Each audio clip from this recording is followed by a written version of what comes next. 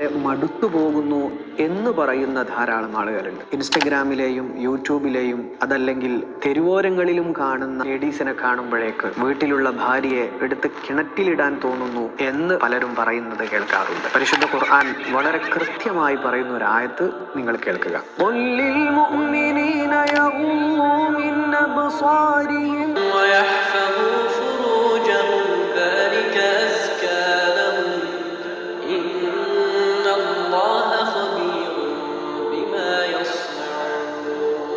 വിശ്വാസികളായിട്ടുള്ള പുരുഷന്മാർ, ആണുങ്ങൾ, അവരവരുടെ കണ്ണുകളെ താഴ്ത്തുകയും അവരുടെ ഗുഹ്യസ്ഥാനങ്ങളെ അവരെ സംരക്ഷിക്കുകയും എന്ന് വെച്ചാൽ തെറ്റിലേക്ക്, വ്യഭിചാരത്തിലേക്ക് പോകാതെ അവര് സംരക്ഷിക്കുകയും ചെയ്തു കൊള്ളട്ടെ. വിവാഹം കഴിഞ്ഞ് പങ്കാളിയുമായിട്ടുള്ള ജീവിതം സ്റ്റാർട്ട് ചെയ്താൽ നിങ്ങളുടെ പങ്കാളിയിലൂടെ നിങ്ങൾക്ക് ഏറ്റവും മനോഹരമായിട്ടുള്ള ഒരു ദാമ്പത്യ ജീവിതം കിട്ടണമെങ്കിൽ ഒന്നാമത്തെ കാര്യം, ഹറാമായ രൂപത്തിൽ ഒരു അന്യ പെണ്ണിലേക്ക് നോക്കുക എന്ന് പറയുന്നത് നിങ്ങൾ പൂർണ്ണമായിട്ടും ഉപേക്ഷിക്കുക എന്നതാണ്. ഓഫീസ് പ്രണയങ്ങൾ, പ്രവാസ പ്രണയങ്ങൾ, പല രൂപത്തിലും പ്രണയങ്ങളും സിറ്റുവേഷൻഷിപ്പുകളും വർദ്ധിക്കുന്ന ഈ കാലത്ത് കുടുംബ ബന്ധങ്ങൾ തകരുന്നതിന്റെ ഏറ്റവും ബേസിക് ആയിട്ടുള്ള കാര്യങ്ങൾ അതാണ്. കണ്ണുകൾ പൂട്ടണം, കണ്ണുകൾ താഴ്ത്തണമെന്ന് ഖുർആൻ വളരെ കൃത്യമായി പറയുന്നത് അത് ചുമ്മാ പറയുന്നതല്ല, നമ്മുടെ ലൈഫിൽ ഏറ്റവും പ്രധാനപ്പെട്ട ഒരു കാര്യമായതുകൊണ്ട് പറയാം. പലരുടെയും ജീവിതം തകർക്കുന്നത് ഇത്തരം കാഴ്ചകളിലൂടെയാണ്. കാഴ്ചകളിലൂടെ ഇംപ്രഷൻ വരുന്നു, അത് പിന്നീട് മെസ്സേജുകളാകുന്നു, അത് സംസാരങ്ങളാകുന്നു, കോളുകളായി മാറുന്നു, അതങ്ങനെ വീഡിയോ കോളിലേക്ക് എത്തുന്നു. ഫൈനലി